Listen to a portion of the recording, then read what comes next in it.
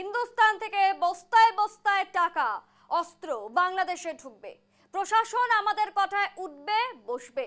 উস্কানিমূলক মন্তব্য বাংলাদেশের কট্টর মৌলবাদী এবং পাকিস্তানপন্থী রাজনৈতিক দলের জামায়াতের কেন্দ্রীয় কর্ম পরিষদের সদস্য এবং সাবেক সংসদ সদস্য শাহজাহান চৌধুরীর। জামায়াতে ইসলামীর জন্য আজকের এই সুযোগ ভবিষ্যতে আর আসবে না। দুর্নীতির টাকা বাদ দেন, পার্শ্ববর্তী দেশ হিন্দুস্তান থেকে বস্তা বস্তা টাকা দেশে ঢুকবে আর অস্ত্র ঢুকবে। উস্কানিমূলক মন্তব্যকে ঘিরে জোর রাজনৈতিক তরজা আবারও তুঙ্গে।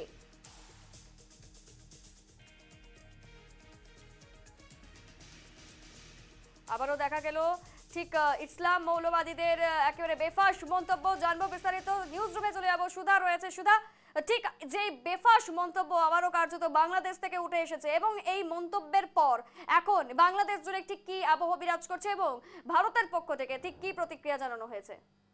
একদমই এসা যে বিস্ফোরক মন্তব্য করেছেন শাহজাহান চৌধুরী, অর্থাৎ বাংলাদেশের যে উত্তপ্ত পরিস্থিতি তার মাঝেই তার এই বেফাস মন্তব্য, এবং তিনি বলেছেন যে হিন্দুস্তান থেকে বস্তায় বস্তায় টাকা আসবে এবং এই যে সুযোগ, এই সুযোগ আর পাবে না, এমনটাই তিনি বলেছেন। এবং কে শাহজাহান চৌধুরী যদি বলি, বাংলাদেশের কট্টর মৌলবাদী ও পাকিস্তানপন্থী রাজনৈতিক দল জামায়াতের কেন্দ্রীয় কর্ম পরিষদের সদস্য সাবেক সংসদ সদস্য শাহজাহান চৌধুরী, এবং তিনি বলেছেন যে হিন্দুস্তান থেকে বস্তায় বস্তায় টাকা ঢুকবে এবং অস্ত্র ঢুকবে হিন্দুস্তান থেকে।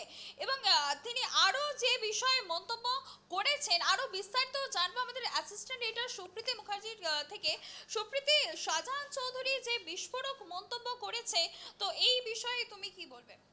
দেখো, বাংলাদেশ কার্যত পক্ষে বলা যায় যে গত এক বছর ধরে যদি বলি যে বাংলাদেশের পরিস্থিতি কিন্তু অস্থির রয়েছে এবং উত্তাল। বিশেষ করে কোটা বিরোধী যে আন্দোলন আমরা দেখেছিলাম এবং সেই রক্তক্ষয়ী সংঘর্ষ, যে সংঘর্ষের জেরে একেবারে বাংলাদেশের আভ্যন্তরীণ পরিস্থিতি যেরকমভাবে একেবারে তোমার অশৃঙ্খল বা উত্তপ্ত হয়েছে সেটা তো বলার অপেক্ষা রাখে না। তার পাশাপাশি যেটা আজকের দিনের মূল খবর হচ্ছে যে ভারতের বিরুদ্ধে এই যে বিদ্বেষ যেটা জামাত বারবার ছড়াচ্ছে, এই যে ইসলামবাদী বা মৌলবাদী যে সংগঠন বা তার সাথে পাকপন্থী এই যে শাহজাহানের তুমি নাম বলছো, তার যে বক্তব্য উঠে এসেছে সেই বক্তব্য কিন্তু ফের একবার ভারতের বিরুদ্ধে যে বিদ্বেষ এবং যে উস্কানি, সেই উস্কানি কিন্তু তারা ছড়াচ্ছে রীতিমতো।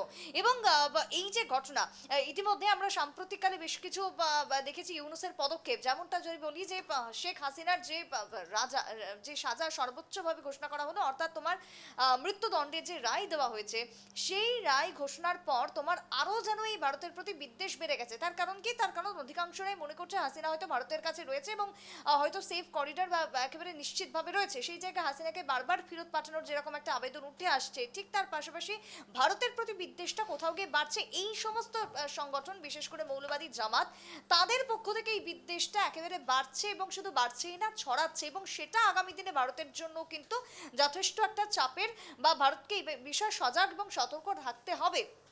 সেই জায়গায় দাঁড়িয়ে এই মুহূর্তে শাহজাহানের যে বক্তব্য উঠে এসেছে, সেই বক্তব্যকে ঘিরে সঠিকভাবে দেখা যে কেন সেই মন্তব্য করলো।